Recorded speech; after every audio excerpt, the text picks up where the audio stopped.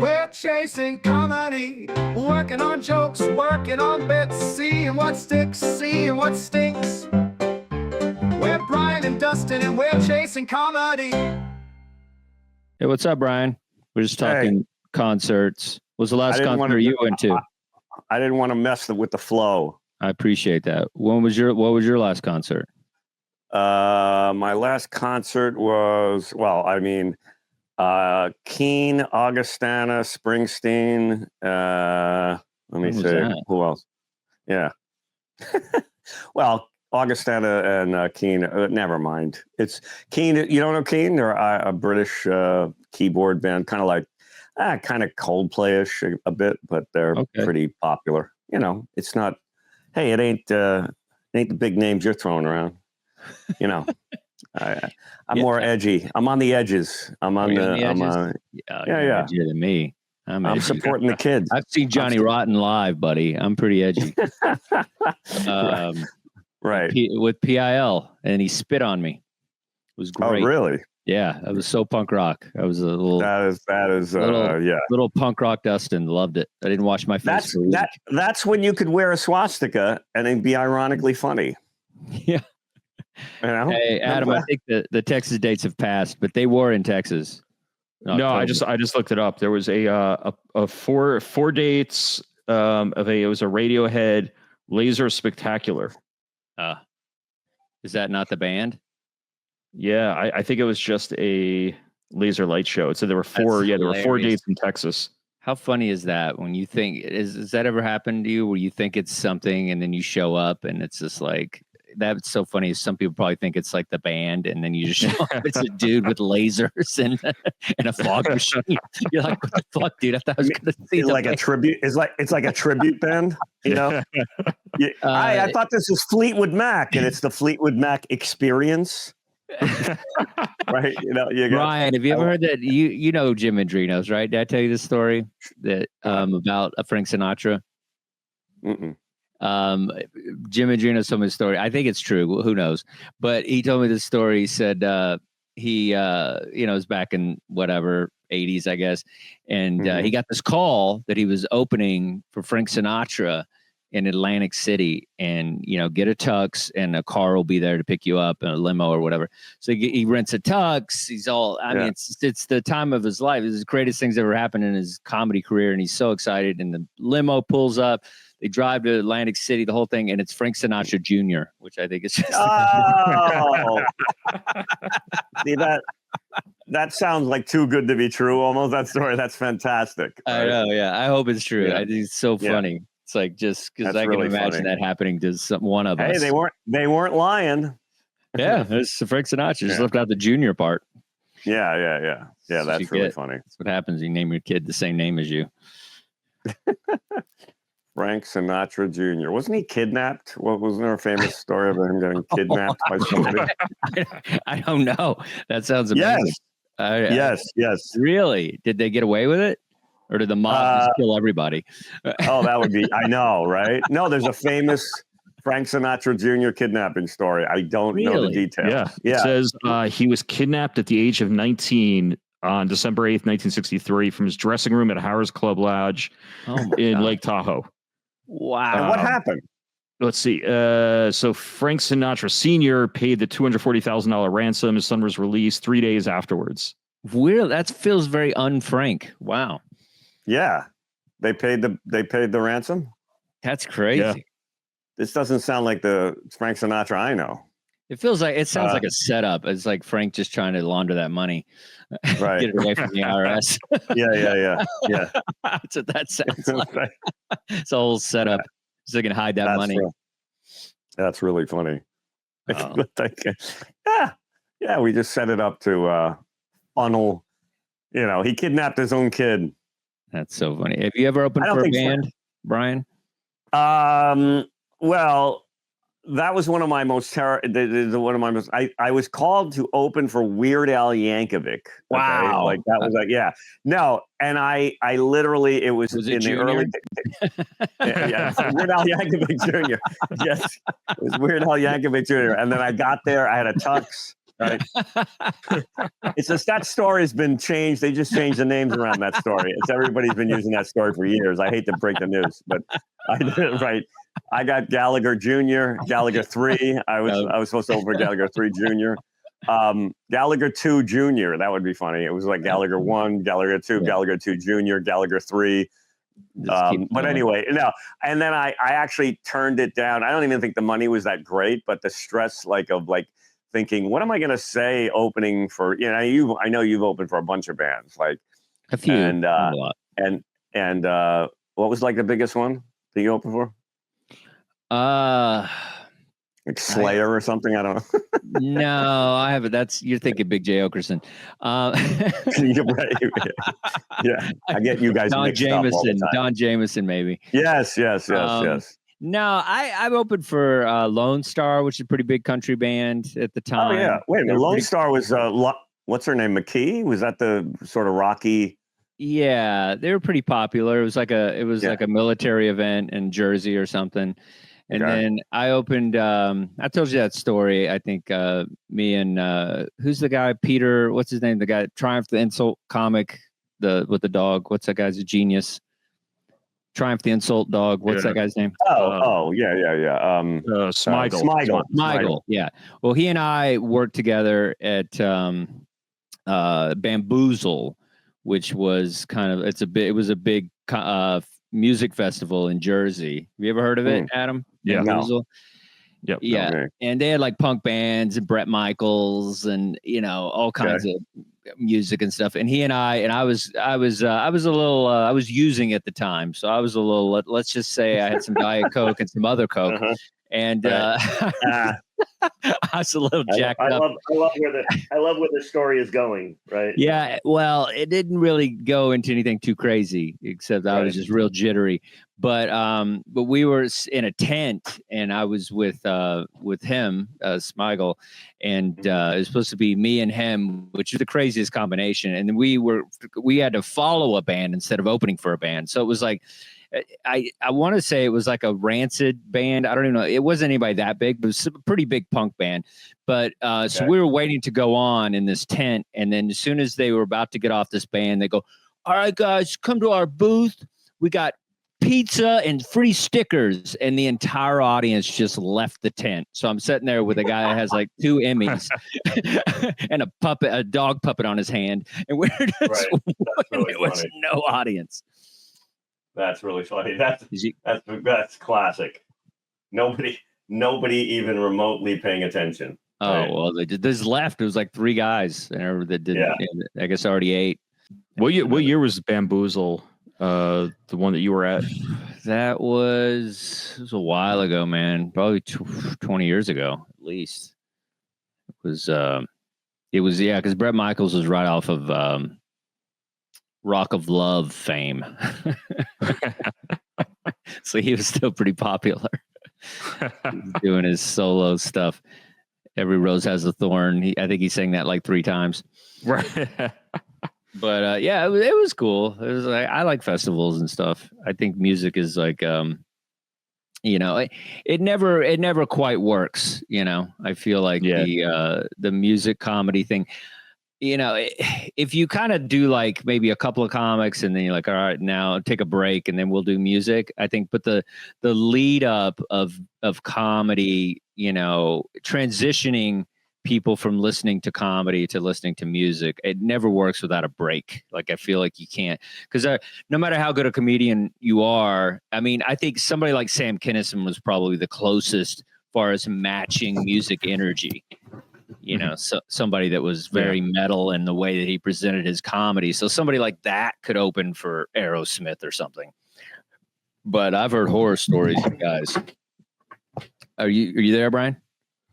Hold on. Okay. Yeah. I don't know what happened there. You're good. Hey. I don't know what happened. But you were talking about bands and all that stuff. That's so that was always like a fear of mine, like to walk out and go, "Hi guys," and they were like, "Fuck you," you hear those stories about Prince opening for the Stones, and well, at least he's Prince. I mean, Prince has got a guitar in his hand, but right. But back then he was not Prince, and they hated him, and I think they I remember, and the reverse story, which is Gilbert Gottfried opening for Belinda Carlisle, which was so. I think we told that story, but like I just remember he did 2 shows opening for Belinda Carlisle, and it's like I don't know whose idea it was that 15-year-old girls would be Gilbert Gottfried fans. It's like the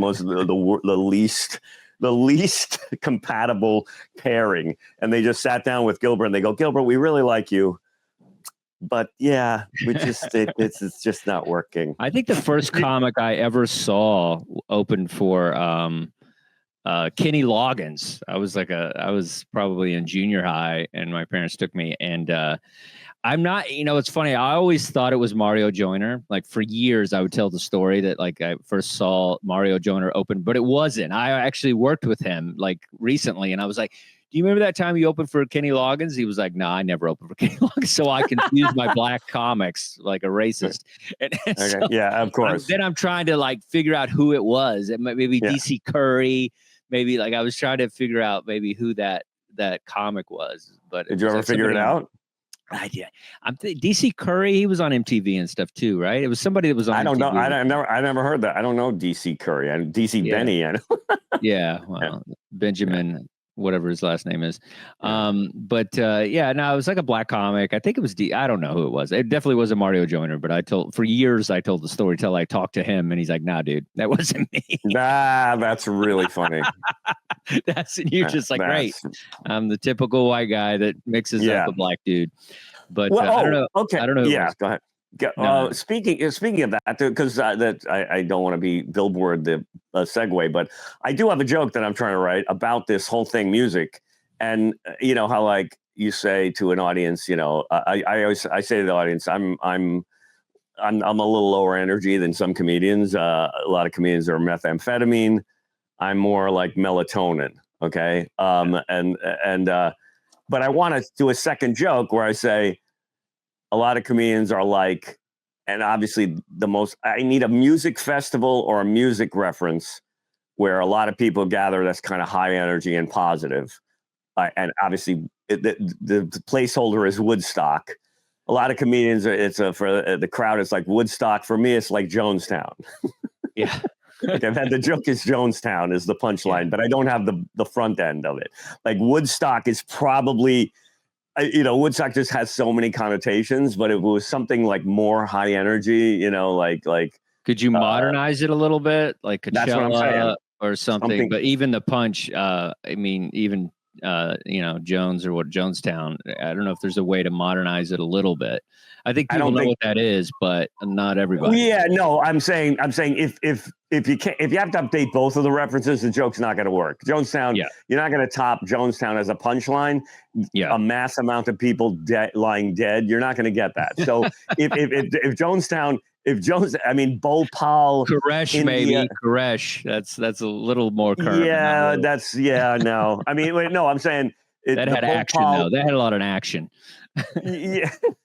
Yeah. So basically, the joke will work. It was lit. The way the joke. If the joke doesn't work with Jonestown, it's not going to work anyway. But I need a front end anyway. So the front end has got to be something more modern than Woodstock, but has the same but high energy connotation. Like, I'm just trying to think of like, what's that Coachella? But it's like, but doesn't even connote positive high energy. Yeah. Something really, what's like is there another music festival that's kind of Adam would be the one that would know this. Like a famous one. Is there like and obviously Lollapalooza. Lollapalooza, Jonestown. It makes me laugh. A lot of comedians. Lollapalooza is such a weird word that it might throw it off. But it's like a lot of comedians. The audience is like Lollapalooza. For me, it's more like Jonestown. That doesn't strike me as funny. Like Woodstock is better because it's 2 syllables, but it's close. In the ballpark. You follow it with the Gilligan's Island bit. You're just gonna keep hammering. You're just gonna keep hammering the. You gotta update these references, man. It's like funny because you told me that nobody would get Scooby-Doo either, and that's killing. So is it killing? Is it? Oh yeah. Is it really? I'm surprised. You're a great comic, so I knew you would figure it out. But I can sell it. Yeah. You know? Well, you're a seller. Well, that's the thing. Before you even get started, I mean, it's a compliment, but it's funny. You start whatever, this bit about melatonin. I would describe you as a high energy comic. Anybody that said to follow you, they would say you're high energy. So the fact that you start out as I'm a melatonin comic, I was kind of like, well, I don't know, dude, give it about 3 minutes.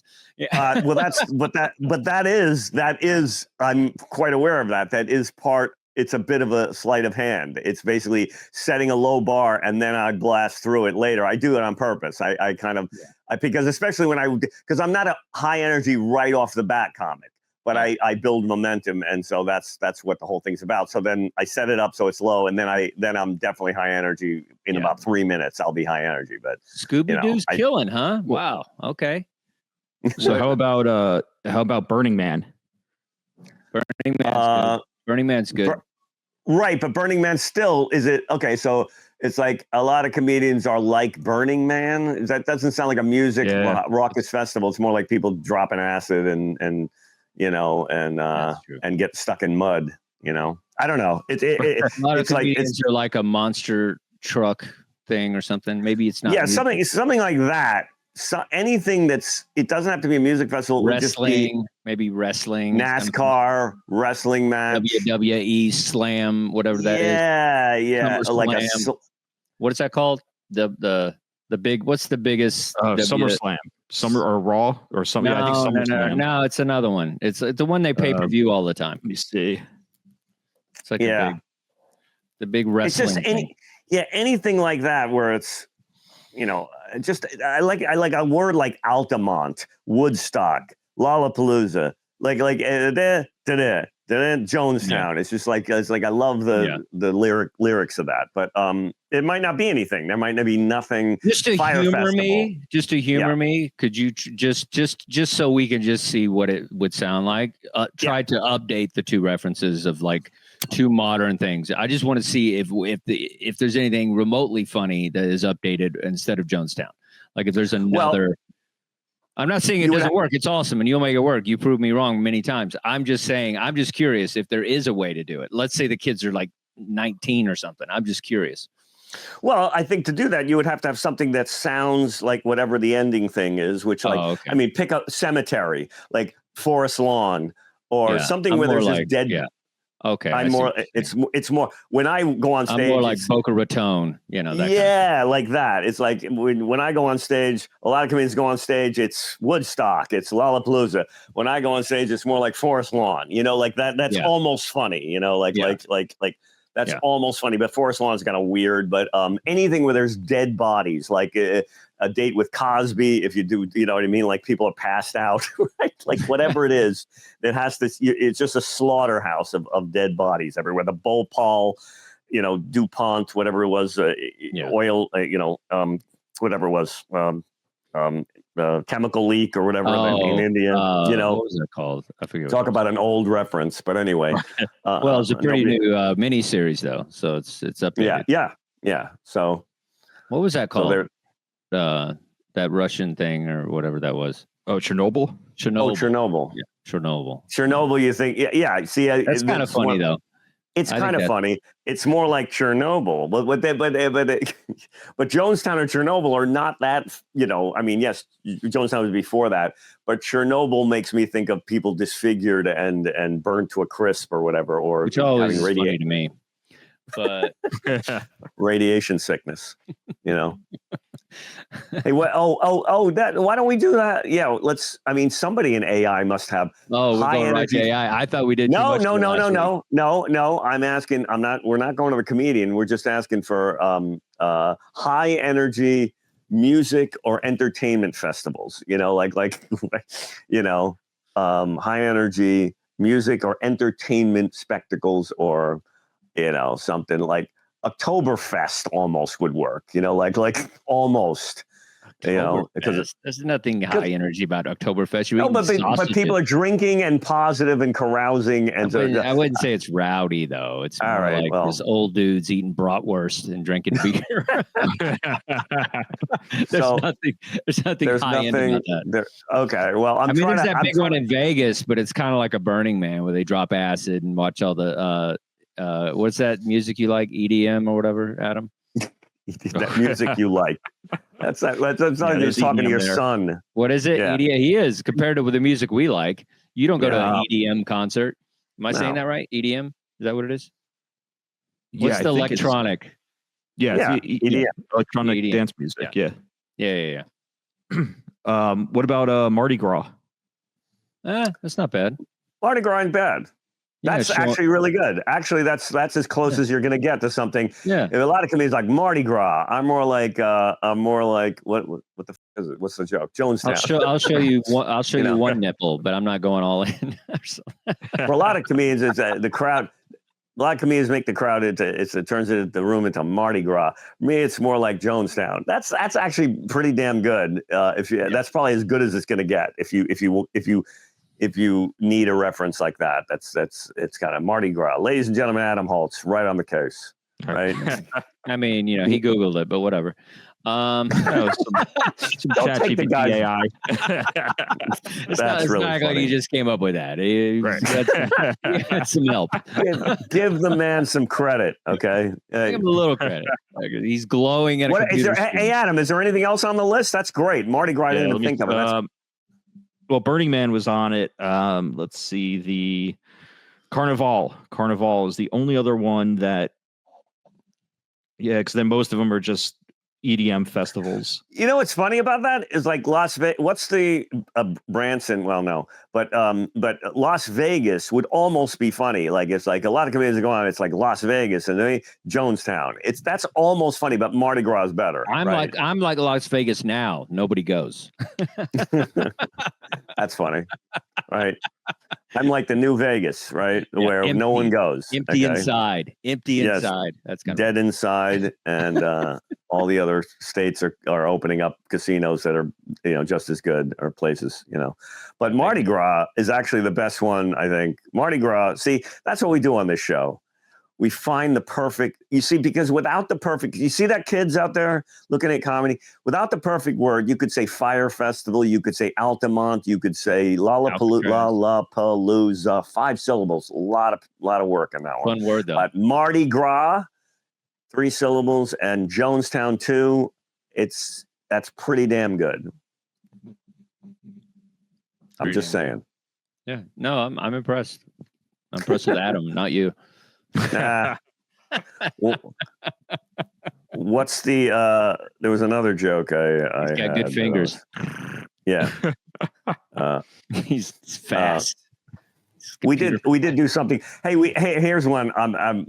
This is driving me crazy. Uh-oh. This is really driving me crazy. Okay. What do you got? Okay. During the pandemic, we were doing shows. Yes. Yeah, during the pandemic, we did shows outside, And I think I've talked about this joke before. Shoot me down, Adam. I know you're the cataloger of Brian's and need to be repetitive. Actually, I am, but yeah. Yes, you are. That's true. That's true. Right. But during the pandemic, we did shows outside in the park, and we didn't have microphones, and we didn't have it was small crowds. We don't have microphones. We don't and I had this great joke where I would after it was all over, I would go up and I'd say a lot of comedians were complaining during the pandemic. The comedians are real whiners, Comedians are complaining during the pandemic. I got no place to work. I got no place to do shows. I don't have a sound system. How am I going to build a following? And I said, I don't know. Jesus managed to pull it off. Okay, okay. So and we're still doing his bits today. People love magicians more than comedians. Yeah. Okay. Well, my point being, that's not the joke. The joke is now I'm trying to take that joke and update it because you can't really do that anymore. But the joke is nowadays everyone's supposed to. Do you have a following? How many followers do you have? How many followers do you have? And I know comedians are talking about this, a lot of people, and this joke is not a super original, like about, and I'm like, I don't know, Jesus, I want to do something about the fact that I'm trying to make it in show business. And now it's not about being funny. It's about having followers. So, and so nowadays, oh, you're really funny. Hi, I'd like to work your club. I'm really funny. Really? How many, do you have followers? It's like, that's the thing. It's not funny. It's about followers. So I'm trying to get more followers. And so I don't know what the joke is, but I want to fold in the whole Jesus joke again Or if you somewhere could here. somehow work Jonestown back in, that would be funny. Okay. Right. That guy had followers. Talk about a loyal fan base. Am I right? You know who had a loyal fan? That's funny. That's really funny. You know who had a loyal fan following? Jim Jones, you know, and, you know, of course, his following went down in one day. But hey, you know, like that's actually really funny. Had a good run. That's not a good run. Yeah.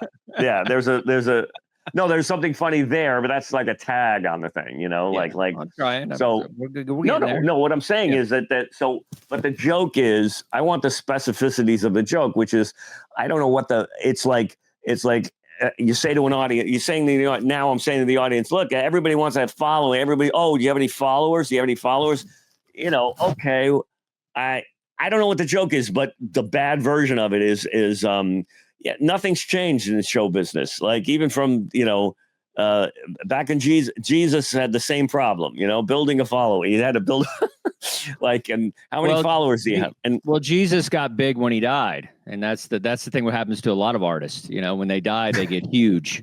You know? They blow up after they die. They really, that's pretty funny. That's pretty funny. Yeah. Yeah. You talk about making the ultimate. Guy like Paul. You need a guy like Paul just keeping it going, you know? That's kind of funny. Something about that would be kind of funny. Jesus. I'm reading a new book, so I'm learning all about Paul. Jesus had to die. Paul. What are the other apostles? Well, Chris, Paul's the one Fred. that kind of like started the whole Christianity movement. Right. But what are the other guys? Matthew, Mark, Luke, John, Paul, Ringo. Luke, John, Gilligan. The professor and Marianne, if we want to really like. All right. I thought Leviticus was a person till just this morning. I was like, it was a tribe. Matthew, Mark, Luke, John.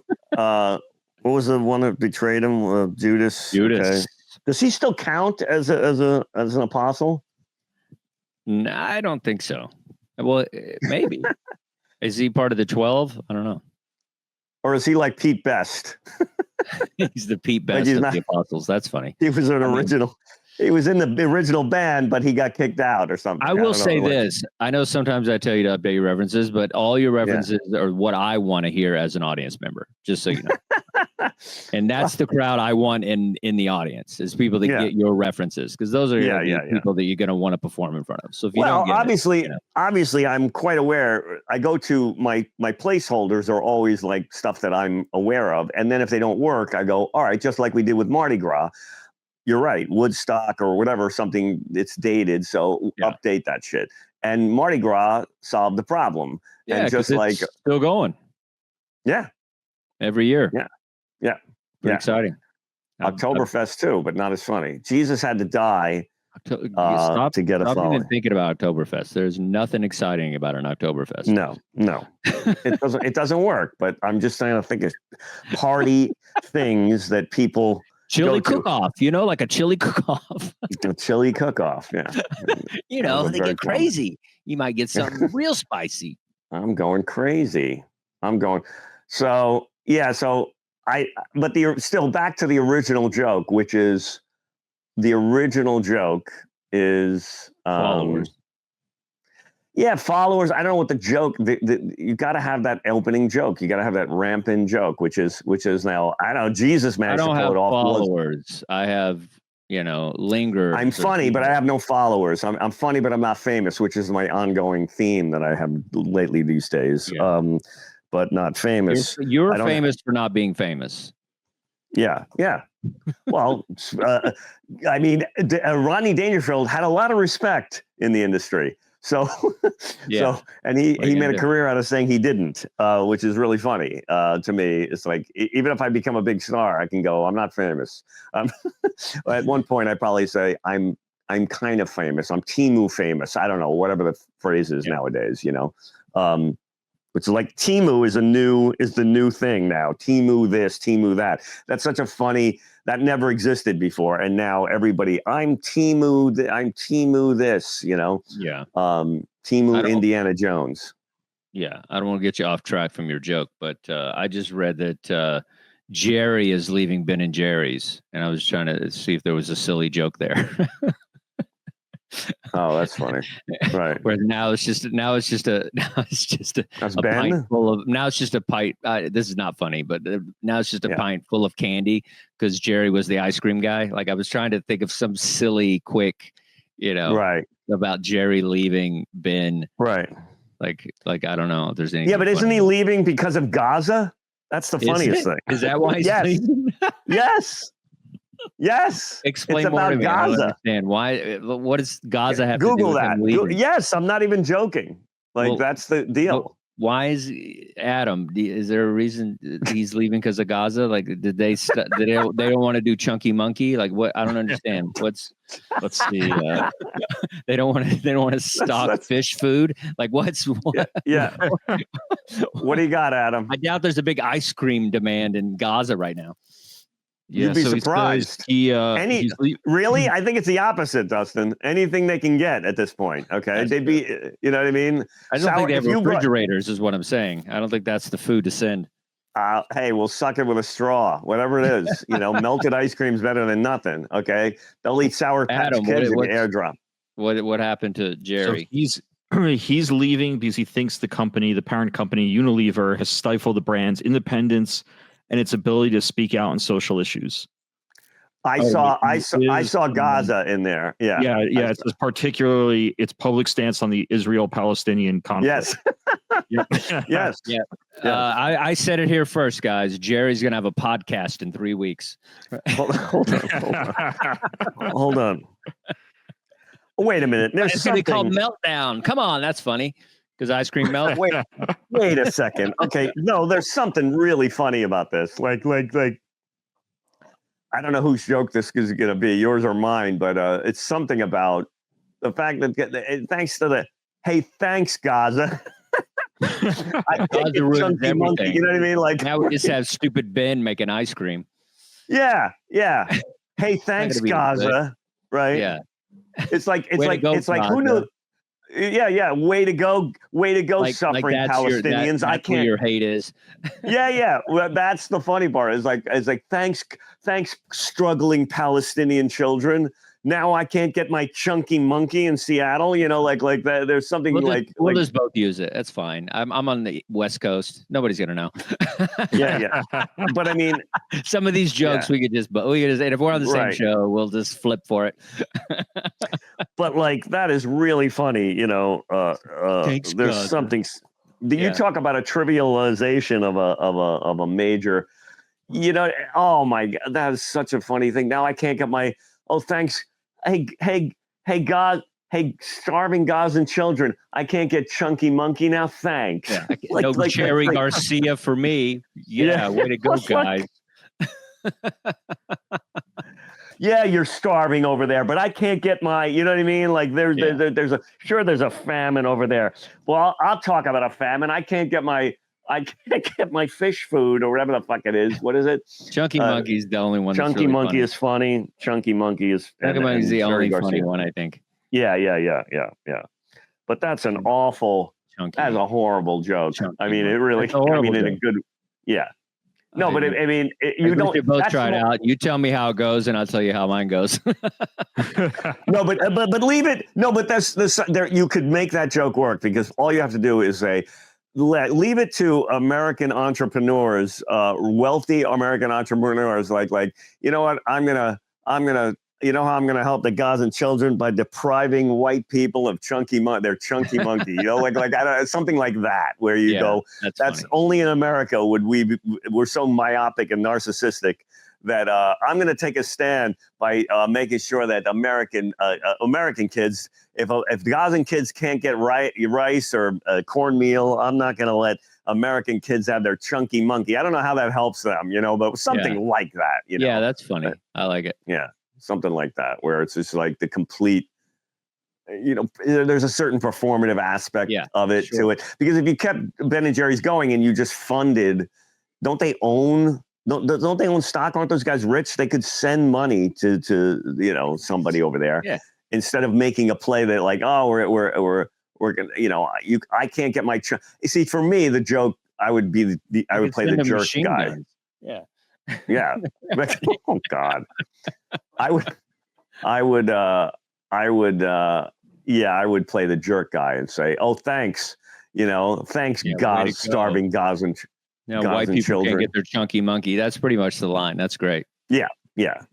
It's like, now I can't get my chunky monkey just because you guys are starving. You got to kind of be like, "Way to go! I guess I can't," like that kind of malnutrition and famine, so I can't get my chunky monkey. Okay. Thanks, guys. Yeah. That's funny. Yeah, that's funny. I just wanted to insert that. That was silly that I read that. Maybe we'll do one show we do all like topical. That's not like, not too charged, but things that are happening. And then that's an interesting question. Is like, if we do a joke like that, if I do a joke like that, let's say on stage, I mean, obviously I'm mocking the privilege that we have in this country to be able to make a decision like that. That's what makes it less charged. It's like you're making chunky monkey and ice cream, and like that's how I like to do anything that's edgy or political or whatever. Is like add something into it that's obviously silly. And the problem is a lot of comics, they're just going full throttle in the wrong direction, and there's no silly there. And it's just like, unless you're brilliant at like, that kind of stuff, it's like, it just thanks, starving God. Hey, I can't get my chunky monkey now. Thanks, starving gods and children. it's just so awful. It's just like, thanks, starving gods and children. That makes me just so, oh God. Yeah, exactly.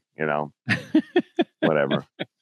Thanks, starving God, because of and then you don't say Gaza until the very end. You hold that. You hold that. You say he's leaving. What's his name is leaving because of the corporate Jerry policy towards the Middle East, and so in other words, I can't get my Cherry Garcia it looks like I'm not going to get my Cherry Garcia chunky monkey now. Thanks, starving gods and children. It's so bad. That is so awful. It's great, but it's awful. Awful and great. That's the name of the show. Yeah, it's awful. Doing awfulness. Awful and great. Brian and Dustin.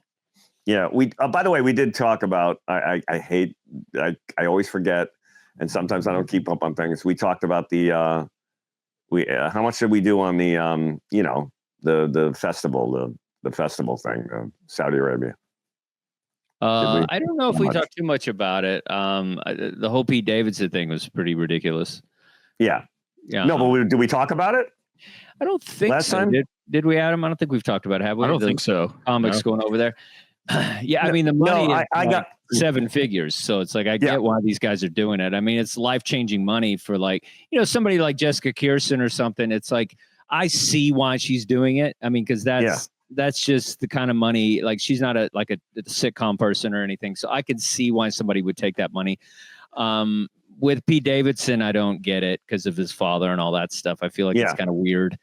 But yeah, everybody's a sellout. There's not even Bill Burr, all these guys, like they don't care. It's like crazy. Well, this is the thing, though. I don't think I am absolutely fascinated by this story on every level, on multiple levels, not just because. Well, explain it to everybody. Okay, well, there's a Saudi Arabian comedy festival in Riyadh that is announced, that was just announced, and some of the biggest names in comedy have been booked to do it. Billy Burr, Louis C.K., Kevin Hart, Pete Davidson, Jessica Kirsten, Whitney Cummings, Chris Tucker. I'm missing a whole bunch of them. Lee, a bunch of there's a whole. I'm missing a whole bunch of them. Pull that list up, Adam, if you can. But it's just a murderer's row of killer comics, and the fact is, and what I find, multiple humor angles on this, hilarious. Like I've been doing already jokes on it, saying I love the fact that this horrible regime is now in the comedy booking business. Well, that's just with the comedy. But if we couldn't get any worse, then right. They found a way. Yeah, I spent all this time trying to get in at the cellar and everything else, and now I got to get in with the guys in Riyadh, the sheiks in Riyadh, like the guys that are, and you thought John Grusin was bad. Yeah, what? That's really funny. Nobody's gonna get that. See, like that's for us. That's for us. Yeah, that's for us. But that's really funny. Getting in. I had to jump through so many hoops, to get jump into apology. Yeah, go ahead. Yeah, hoops. And no, but what's really funny, I have so many angles on this, and I have literally 5 pages of angles and very few finished pieces, but like a lot of threads. Like that's one good thing, because everyone's giving them shit now, obviously, because of the political ramifications of this. And they're going to, ostensibly, whitewashing or supporting the Saudi regime. And I said, that's a good thing about being a lesser known comedian. I never have to worry about the morality of my gig choices, right? I never, hey guys, you enjoy working in there. I'll be at the VFW hall in Lyndhurst, New Jersey. I don't have to ask if the hosts are engaged in beheadings. I just want to know if there's a buffet. Right. Okay. So that's get drink tickets. What's that? Do I get drink tickets? That's all. Yeah, drink ticks. But that's one. Well, one just to kind of explore this. I think with the Pete Davidson thing, I think there's one way of looking at it, which is like, I can't believe why I like the word whitewash and all that. I get what that feels like and why people are kind of going there, but also it's kind of like, well, if somebody murdered, my father and 3,000 people and all this stuff, it's like the least I could do is get 1.5 million out of them. You know what I mean? Like, I feel like it's kind of like it's like a lawsuit that didn't really happen, but you're still getting crazy money. So there is something kind of in a win on his side. It's like, well, I'm getting millions out of this, so that's my way of beating them. Right? Yeah, I got it. I mean, I get it. I get it. I mean, look. As somebody that's making a decision like that and has suffered a tremendous loss of that magnitude and painful thing, I'm going to cut them a tremendous amount of slack in terms of what they choose to do in reaction to that. I'm not going to, if I'm going to make fun of anybody, it's going to be some of the other people involved, but not.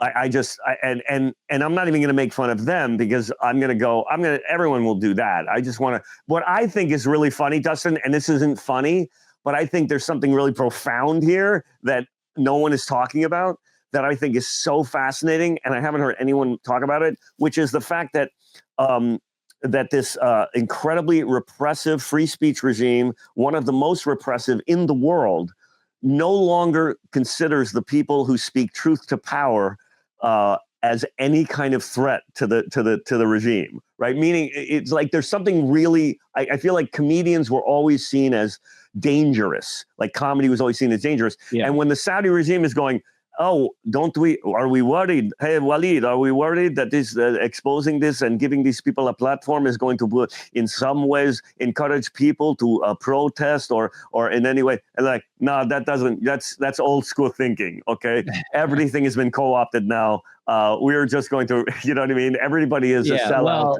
You know what I mean? There's something. Yeah. Well, I think the female comedians, they'll all have to take Ubers because they're not going to be allowed to drive there to the gig. That's funny. Yeah. No, that's really funny. That's really funny. They can't drive to the gig. Okay. I love the fact that Whitney Cummings or whatever, they can't drive to the gig. They can't drive to the gig. So that's really because a man has to drive them. But there's something. I mean, Mel Brooks used to say, if you make fun of something, you can destroy it and mock. And Charlie Chaplin with the dictator, and that is absolutely off the table now. But think about it this way. I think it hurts comedy. I think the one comic it really hurts, I think, is Bill. I think because he's supposed to be this kind of freedom fighter for material and all that stuff. But I feel like it's their way of ruining comedy.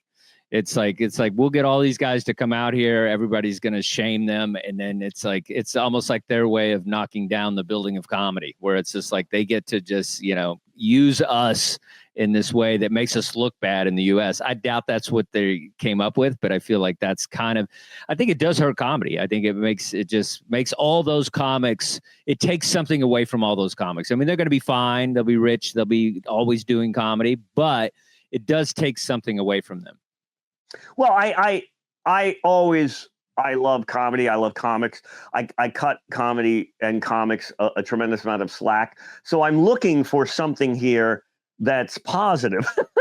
and I'm looking for, okay, what's going on in the head there? Is it just, I want to get money? Oh, Tim Dillon's doing it. He talked about it openly. He made he's making $375,000. He said, he's for one show or something like that. And he said that, and he's leaning into it, basically saying, I get paid to look the other way, like I'm getting paid to look the other way. And it's there's something about this that I feel like if Saudi Arabia is booking, because when I did the Oman Comedy Festival, they were very repressive about what you could say on stage.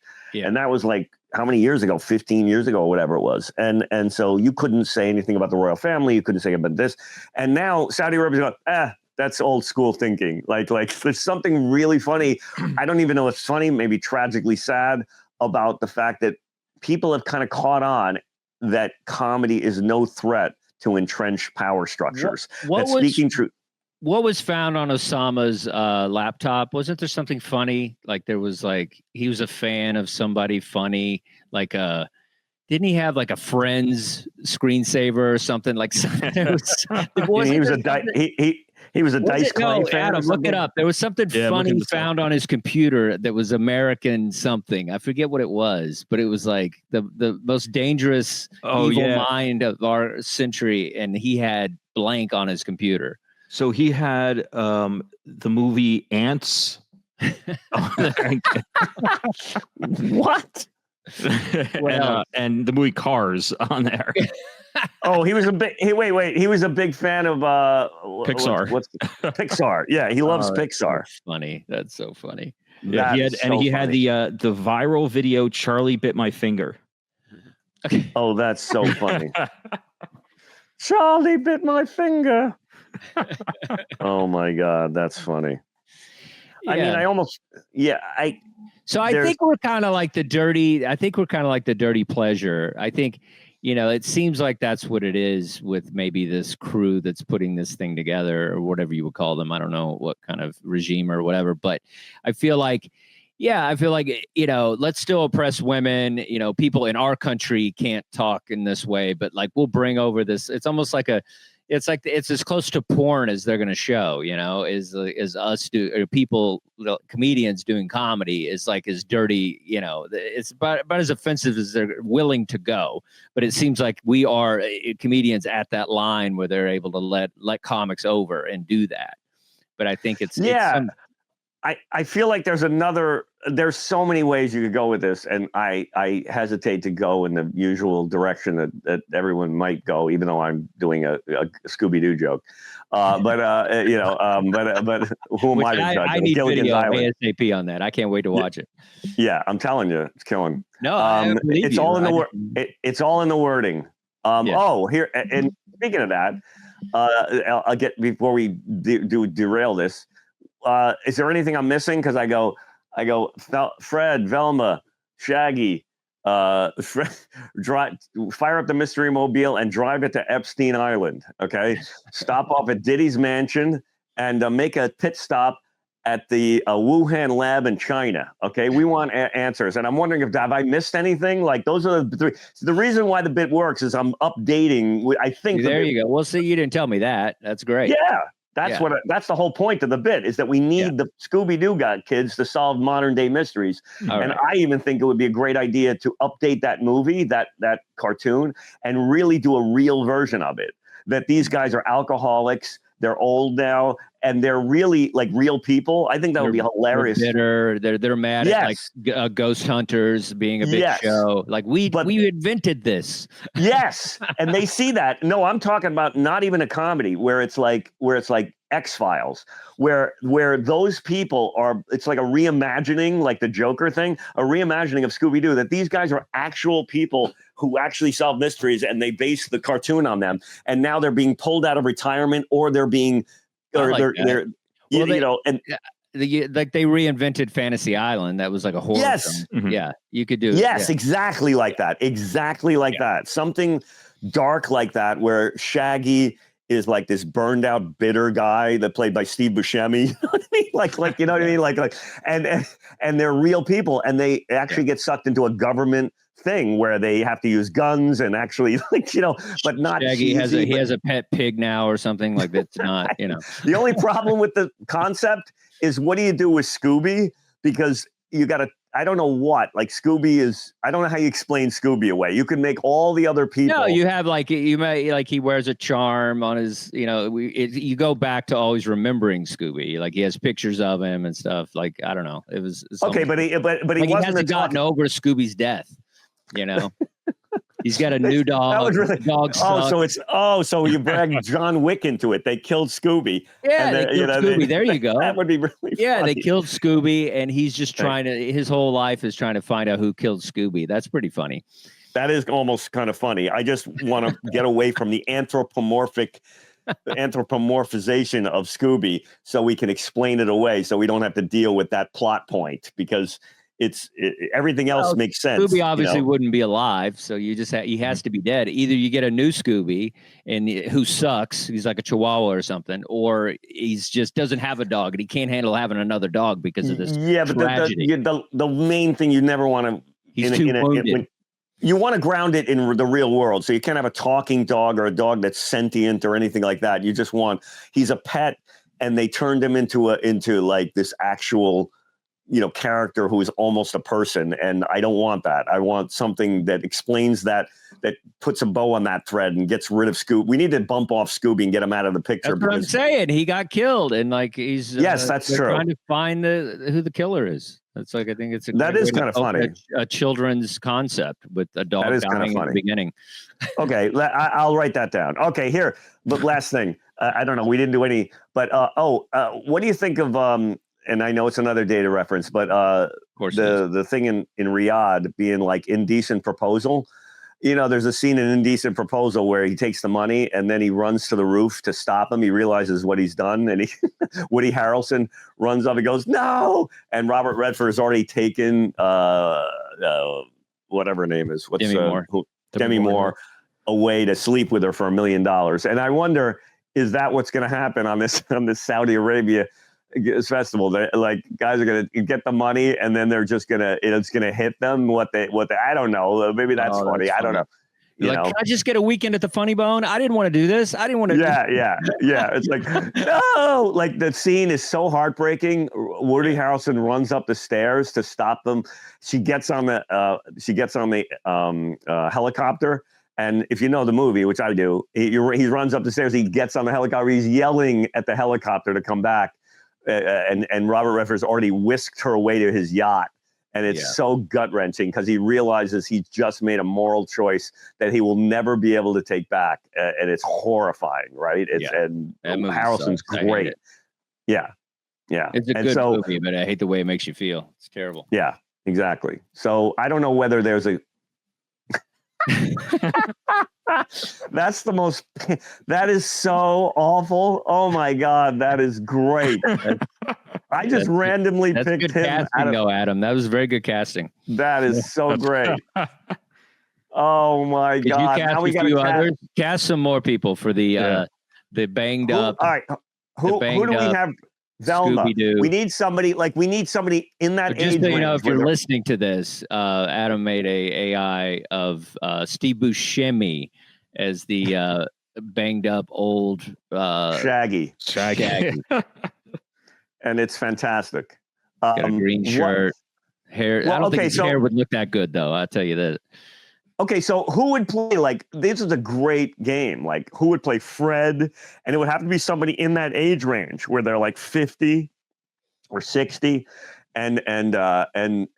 Fred was the blonde. Is that the blonde with that mascot? And Daphne was the hot girl. And Velma. I think Brad Pitt would be great. He's he's good at like, kind of like being the good looking guy, but being like, kind of rugged. I think that guy wasn't really rugged. Yeah, but I like that suggestion, but I think I'd like somebody more I'd like somebody more beefy, even meaning like stocky, because Fred was always weirdly stocky, whereas Brad Pitt's always lived in perfectly. Cena, who's the guy, the wrestler? Yeah, kind of like that, kind of big lug of a dorky what? Yeah, like a big dork lug of a guy. If it would like be it would be Brian Dennehy way back when, like a young. No. Brian Dennehy, that body, but he looked. He was in shape though. I thought Fred was jacked. What? Pull up a picture of Fred, Adam. He always seemed. He seems jacked, dude. He looks like he's like total like a fitness guy. Well, that's what I mean. He was beefy, not Brad Pitt. Brad Pitt is like thin and super muscular, ripped. Whereas I think of Fred is like, I don't know, Chris Pratt or something. You know what I mean? Like that kind of beefy. What's Fred? I don't know what Adam. Whenever Adam gets this look, he looks like a mad scientist. He's up to something, and I always what's he going to come up with? I'm more because. We got Velma is like Janine Garofalo or something like that. You know what I mean? Like that who played her in the movie? No, that was. Oh, I don't know. Maybe she did, but I don't think Janine Garofalo played her. But the recent thing was, See, Fred's. Well, he's wearing an ascot, so he's buff. Look at his arms. Look at that first picture. He's jacked. He's not beefy. He's in shape. No, I didn't mean I meant.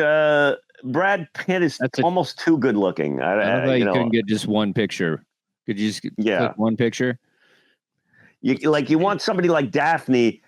You want somebody like, bad example, but Sigourney Weaver to play Daphne. Somebody I was thinking Kathy Griffin. to play Daphne? That's kind of funny, right? That's kind of her looks have all gone to hell. And that's what I'm talking about. Somebody weathered. Yeah, and like beaten down by life. You know what I mean? She's drinking out Kathy Griffin for sure. Yeah, that's true. Anyway. All right. Well, Wait, so who do we have as we had Janine Garofalo as Velma? I guess. I mean, she just popped into my head because I love Janine and I'm wondering what that would be like. But that's just I'm trying to think of like another actress. Who's the girl that's on? Who's the girl that's on that new show where the girl can tell you're lying? She's pretty good. I forget her name. She's in tons of things. Poker Face. What's the hell? Natasha Lyonne. Natasha Lyonne. Natasha Lyonne. Somebody like that. Yeah. Yeah. I like the pitch. I know some people. Let me know when you get your treatment together. Yeah. I'll get it to United Artists. That's right. And so we've got half the cat. Who are we missing? We did Shaggy. We got Fred. We almost Fred. At least we didn't get Fred. We never got Fred. No, we didn't get Fred. We didn't get a Fred. We got Kathy Griffin as what was her name? Daphne.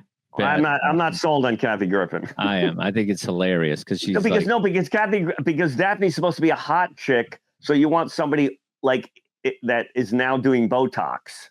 And I know Kathy Griffin has done that, but I'm talking about somebody that was Cameron Diaz. But now I see what you're saying. Like Courtney Cox or something. Somebody that's somebody like that. Face. Yeah. Yes. That kind of vibe where somebody was a super hot. They were on Charlie's Angels, and now they're in Hollywood and they're not getting good roles because they're not as hot anymore because of the ageism in Hollywood. And then she's like bitter and they just like, we're gonna go solve mysteries, like right. Look at me, and I think that's such a great idea. Baywatch, and now I'm solving. Mysteries. Exactly. Baywatch, perfect example is like somebody from Baywatch. Pamela Anderson. Yeah, like Pamela Anderson, like she's reinventing herself now. Mm-hmm. And somebody like that. Pamela Anderson would actually be great. She looks like almost like the part now, but she's almost still too good looking. But whatever. Anyway, this has been a fun, weird show, guys. I liked it. Yeah, It was like we didn't do any AI today, which is good. No. We've been over AI in a lot. Yeah. Yeah. So this is a clean show. I like it. Yeah.